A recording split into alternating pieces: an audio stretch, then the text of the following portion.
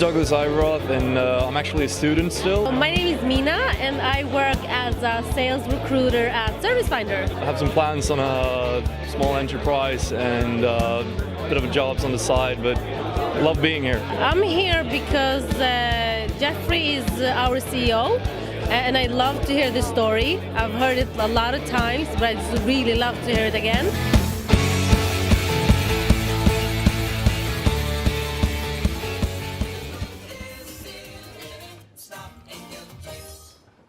Thank you. You're welcome. Do you feel welcome? I do, really. Yeah. So it's fascinating seeing all these people here. Yeah. I feel very welcome.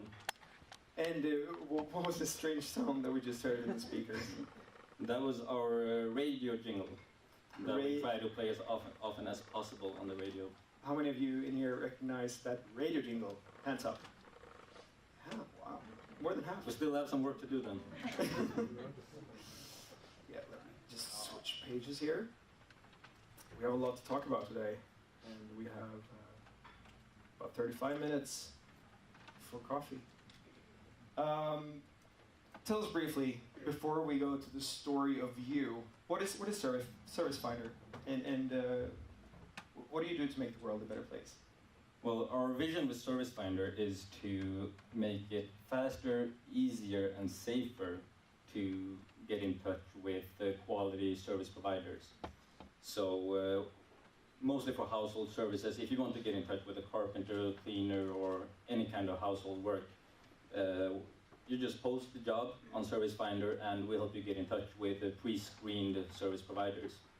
So we help people get in touch with service providers, and out of the service provider's perspective, we help them find a new customer in a fast, easy, and reliable way.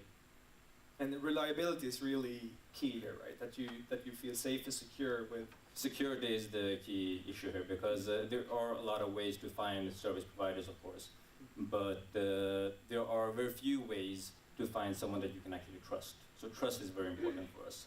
You can, of course, Google, you'll get a lot of hits, but how do you know which one is the best? How do you know which one is good at what they do? So that's what we try to help with, and that's our mission. I think that's a good way to make the world a better place. I hope so. Yeah. Right, so talking about your business idea and your business model, how has it evolved over the years? Has it always been like this? Well, it has evolved quite a lot over the years. We started with an idea of just matchmaking services, but we didn't know exactly how to do it. And there has been a lot of different business models. We have changed our business model, feels like almost once every year. And we've been online for 7 years now, so we have done a lot of different things to find out what actually works. And we have been the pioneers when it comes to these kind of services in Sweden.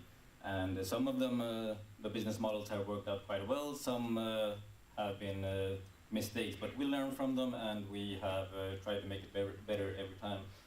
And we have found a model now that we believe works quite well. So hopefully we won't change it for a while now. That's good, because before you changed it about once a year, right? Yeah, exactly. And we have made some customers upset over the years with models that didn't work quite as well. And of course we have helped a lot of customers now with a very good model, and hopefully get a lot of customers from us. And going back to your birth, almost. Tell us about yourself. Who are you?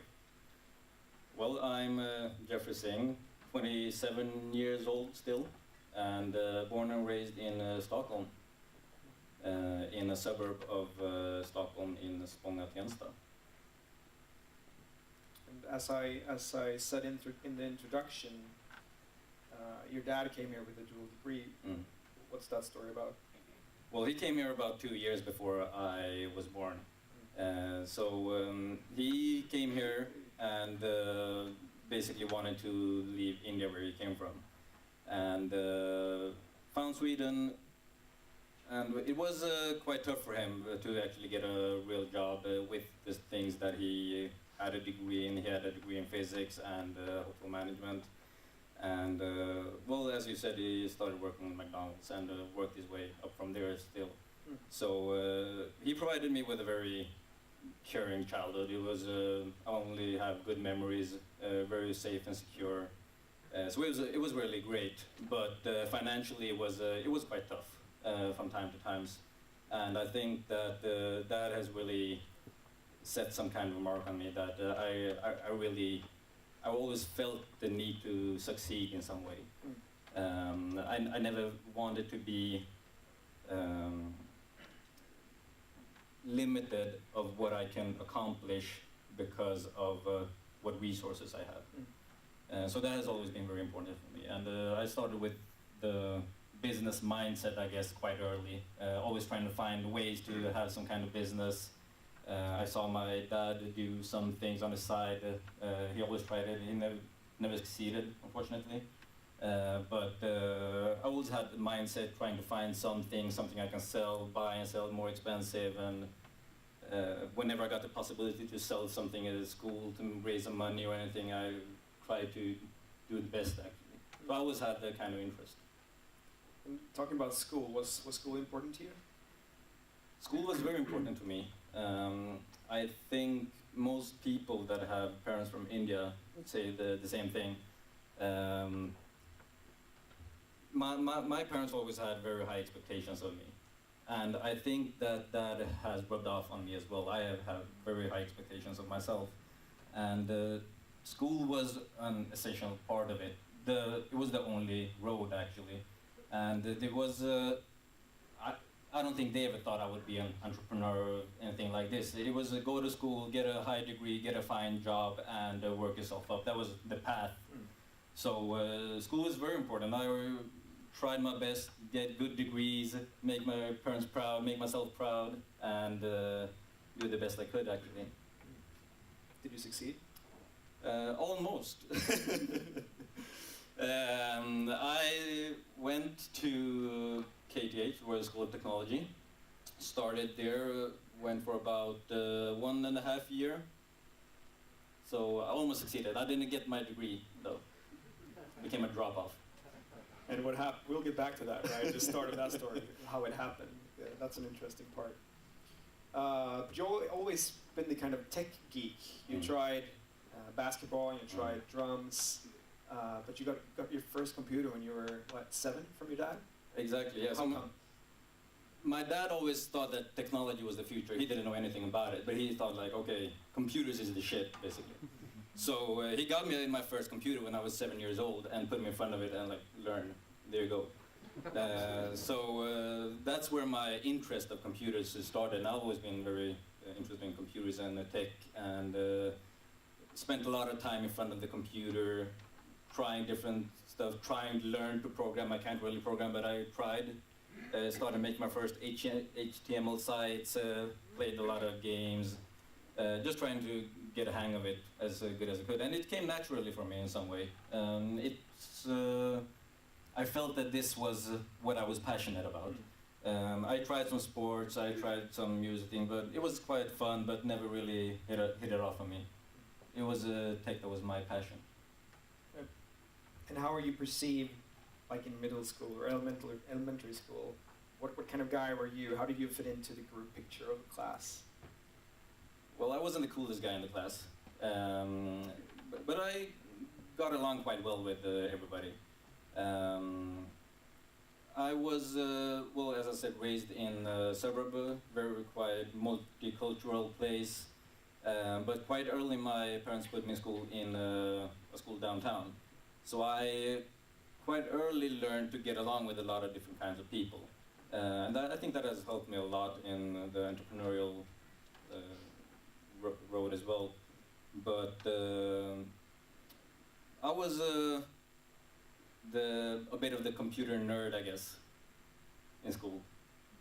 And then as the computer nerd, I guess you spent a lot of time in front of the computer, as you said. Did your father ever pull you away from the computer when you realized that you spent all your time in front of the computer? No, not really. No? I guess it was different that way. He let me spend as much time with it as I wanted. Once in a while he kicked me out to go out and play as well, but no, he actually let me follow that passion. He didn't tell you the stories about the squared eyes that you get if you sit in front of a computer for long. For too No, long. he spared me of those. Oh, that's good. I heard those stories all the time. A 45-minute limit. Sucks. All right, moving into your entrepreneurial journey. You dropped out of KTH. Why? What happened there? Give us the details. Well, it wasn't really planned. The road was, as I said, to succeed in school, get my degree, get a good job, and make a career out of that. But I always had the interest of doing something on the side. I've always been a hard worker. I had extra jobs, part-time as a salesman while I was while I was studying, and always had the drive to be independent in some way, have an extra income, and always been interested in some kind of business. So I had my friend Vishal, who is also here, and now my colleague, and Alex as well, and we used to just discuss different ideas in school. And one day we talked about the challenges that our parents had, because we all lived in houses, or our parents did, and we lived with them. And we talked about the challenges that they were talking about, that they had with finding handymen, carpenters, cleaning companies, that kind of service providers, and simple stuff as just mowing the lawn. So we always thought that there has to be some kind of technical solution to this, because they were tech interested, I was tech interested, and we all looked for some kind of solution there. So we actually sat down one Friday after school and talked about these difficulties in finding different service providers. And we just went through the entire weekend talking about that. So instead of having a weekend, we discussed business plans and how could we actually solve this problem. We looked into the market, how do people do it right now, and we didn't find a good solution. So by the end of that weekend, on Monday, we actually started working on this project that became Servicefinder. So you came up with the idea Friday, Yeah. and then over the weekend you were doing your whole business case, market research, everything, and then you executed on Monday. And we started executing on Monday. You got some drive there. Yeah. And work fast. Are your friends just like you in that sense then, like your co-founders? Yeah, I think we have the same similar background. So we, all three of us, have the same drive. We have very high expectations. We have very big drive to succeed. So we were quite similar in that way, but we still complemented each other when it comes to the personality. So we were a very good team into making this happen and executing on it.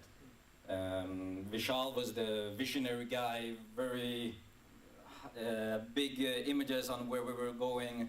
The creative guy, Alex, was the people's person.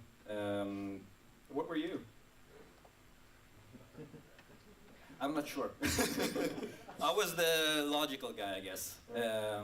I was the one that had all the boring stuff, made the boring stuff work.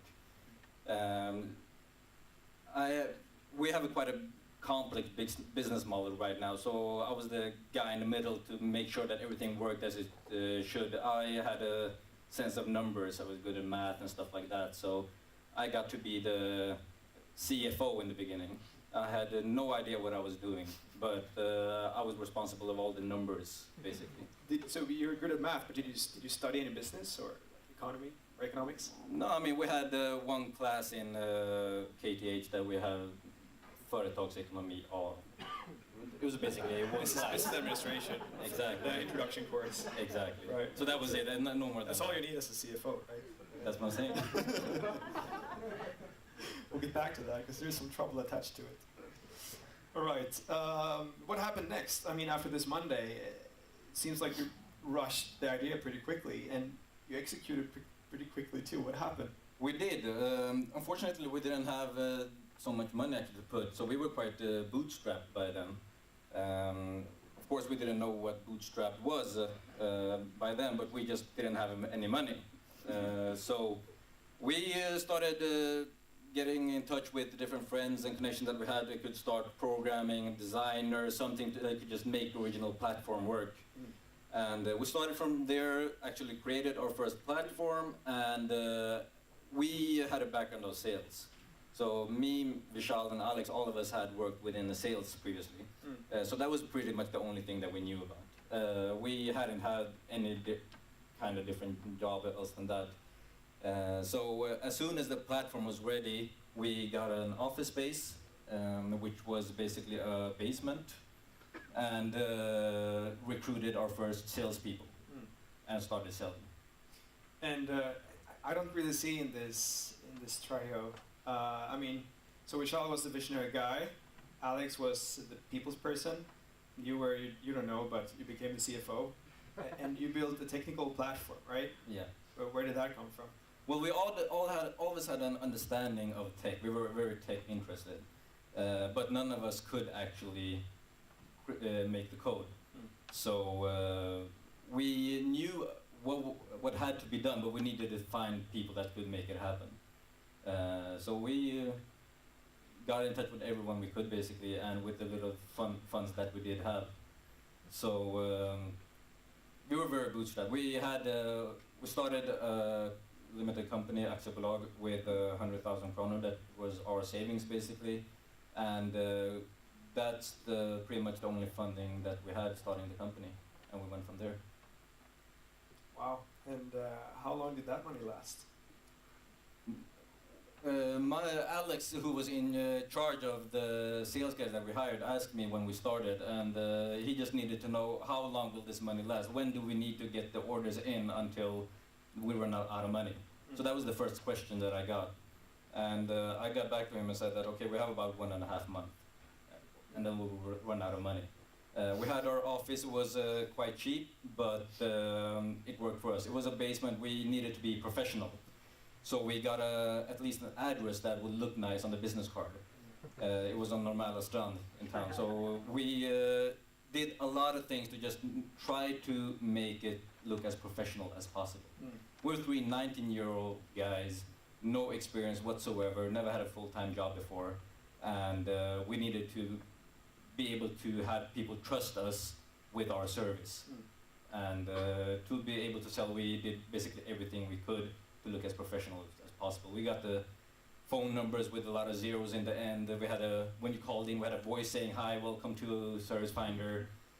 All of that thing, they make it look like a real company. The sales tricks. Exactly. Yeah.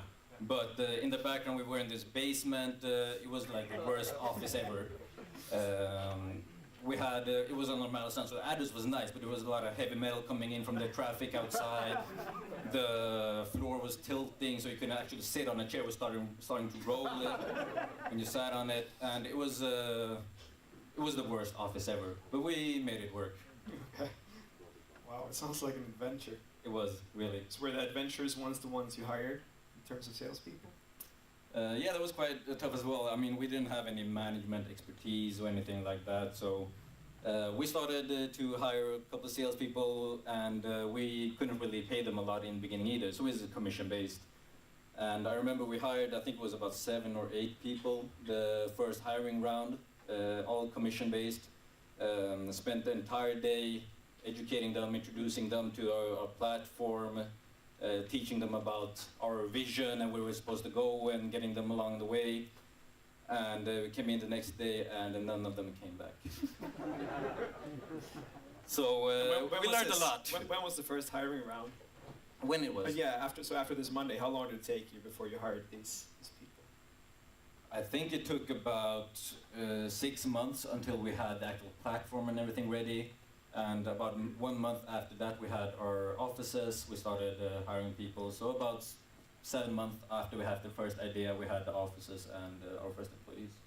But you started selling just like a few days after you got the idea, right? No? Yeah, we actually had our first order the first hour of actually working with Servicefinder. So we had quite a good start. But we quite soon realized that having employees and office and studying full time didn't actually work out.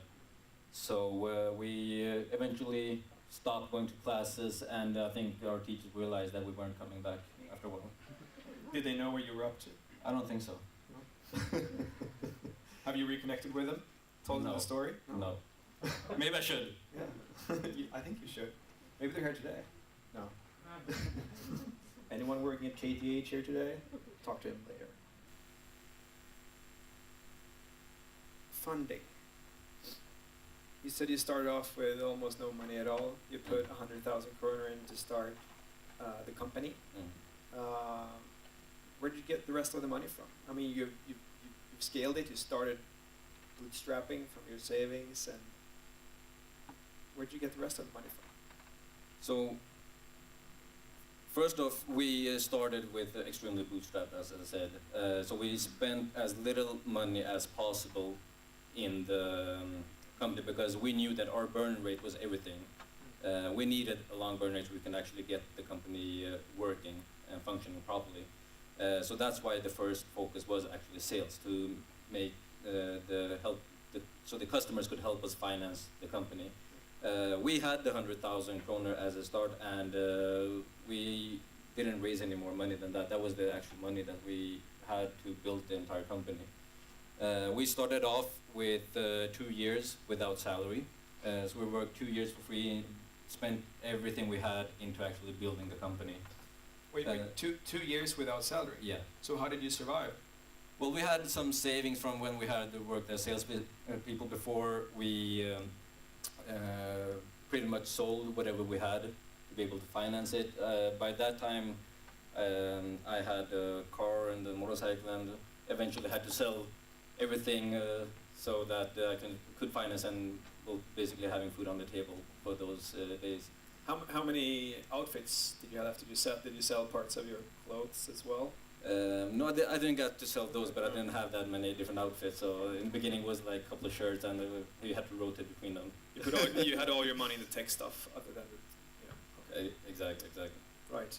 Okay, so that's how you got going. You kind of sold everything you had, and you survived for 2 years. Then what? Well, we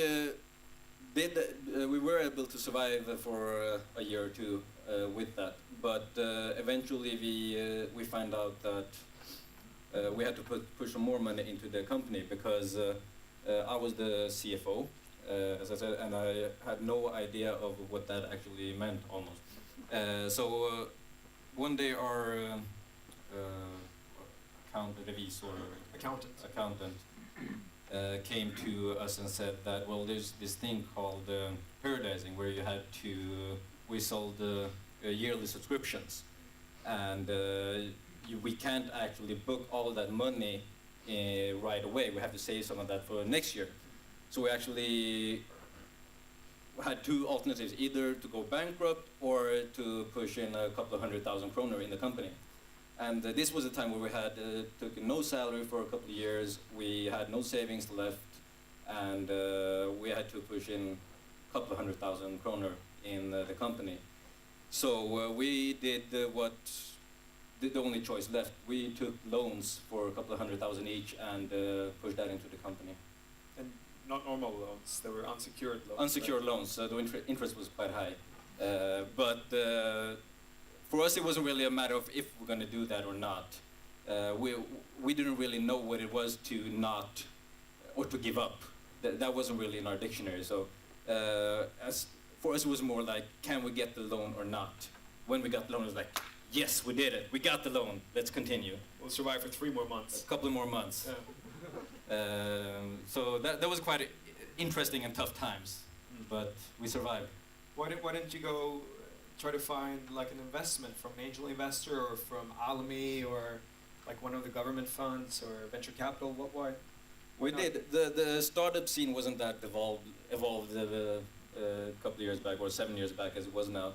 So we tried to raise money, but it was quite tough convincing people to invest in 19-year-old guys with no experience back then, with a quite unproven business model. So we did some attempts to raise money, didn't really succeed, met some investors, but didn't go so well. So we knew that we were on our own basically, and we had to make this happen ourselves. But then you took those unsecured loans and you were able to survive for a couple of more months. But then an angel turned up, right? Through an email. What happened? This is when you met the guy of your life. Exactly. So this was when we had been in business for some years. We had actually starting to make some money in the company. We had a turnover about 10, 12 million kroner by then, and well, we were taking out some kind of salaries we could survive by then. And all of a sudden, we got an email from Danny, one of our first investors, and we knew who Danny was because we had followed his journey as well through articles and his fight with Karamellkungen, so we knew who Danny was. And he had found us through an article that he read about us, about three guys, fast-growing company. So he contacted us, and for us, that was really like a wow moment. There's actually someone who wants to get in touch with us because of what we were doing. And because we knew who he was, we were humbled and quite impressed that he actually wanted to get in touch with us. So we got in contact, had a few meetings, and we also had quite a similar background, which I guess we'll talk some more about as well. And I guess he saw something in us and actually made the first investment in Servicefinder. And for us it was very important, and not only for the money, because we were actually surviving by then, but with the entrepreneurial skills that he brought with him was very important for us, and he taught us a lot of things about actually running the company. All right, we've already been talking about your office that was a disaster, and you actually had, when you moved to your next office, like all of your employees left you, right? That's one of the hardships. Yeah, well, it happened again. What happened when you first hired around people? It happened again. No? Yeah, so we wanted to leave our first office as soon as possible because the working environment wasn't as friendly as it could be. So we actually found a different office that we wanted to move to, and well, it was a bigger, a bit more expensive, and it was in the basement. So we found an office, signed a contract there, and the same week that we were going to move to the new office, and this was a big surprise for everyone, so nobody knew this. We have learned since then that those big surprises are not really always good. But it was a really big surprise. It was like, hey, next Monday we're shifting to another office, and about 80% of the sales crew left that week.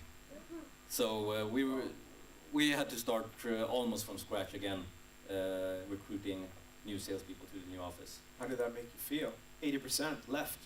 It was quite tough. I had a bit of worries back then, but it worked out quite good, and it wasn't the first time we had some obstacles. We just to start working hard again and getting new people in. And the IT system was really important to you, and you bootstrapped the IT system too, which led to another disaster. Tell us what happened. Well, you asked me before what was the worst day of my life, yes. And I think this is one of the worst, if not the worst day. And we were really bootstrapped, and I mean, we didn't really know what kind of safety you needed for a computer system. And it was like, okay, the website is online, it is working, that's fine, that's good enough.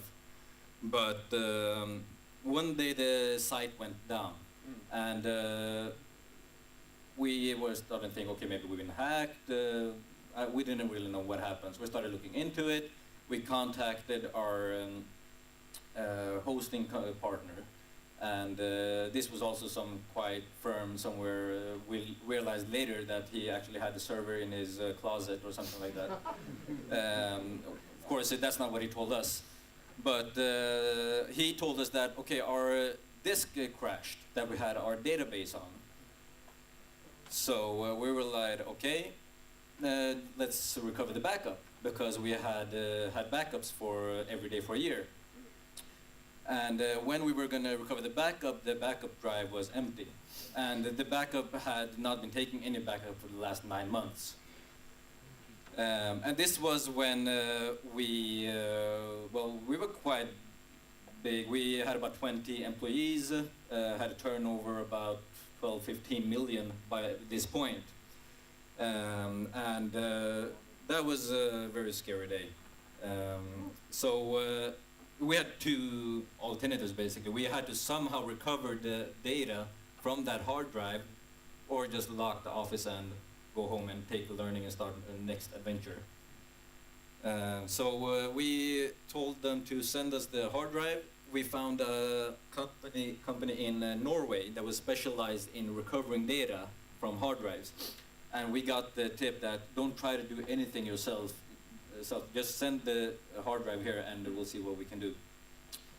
So we had an express delivery flight of the hard drive to Norway, and they take a look at it, and they actually told us that, okay, this looks really bad. The hard drive is basically rubbish. It has really broken down. Yeah. So they gave us option either spend 60,000 kroner on recovering the hard drive. That was basically the only option we had, or we didn't have any data on all our customers, all our turnover, everything. So we didn't really have a choice. 60,000 kroner was a lot of money for us back then, but it was like, okay, let's try to see what they can recover. And they spent about a week on the hard drive and sent the hard drive back, and thankfully about 99% of the data was recovered. So they did a really good job, and our site was down for a couple of weeks, but we recovered, and since then have better backups, I hope. That was a So good, that was that was a good story. tough week.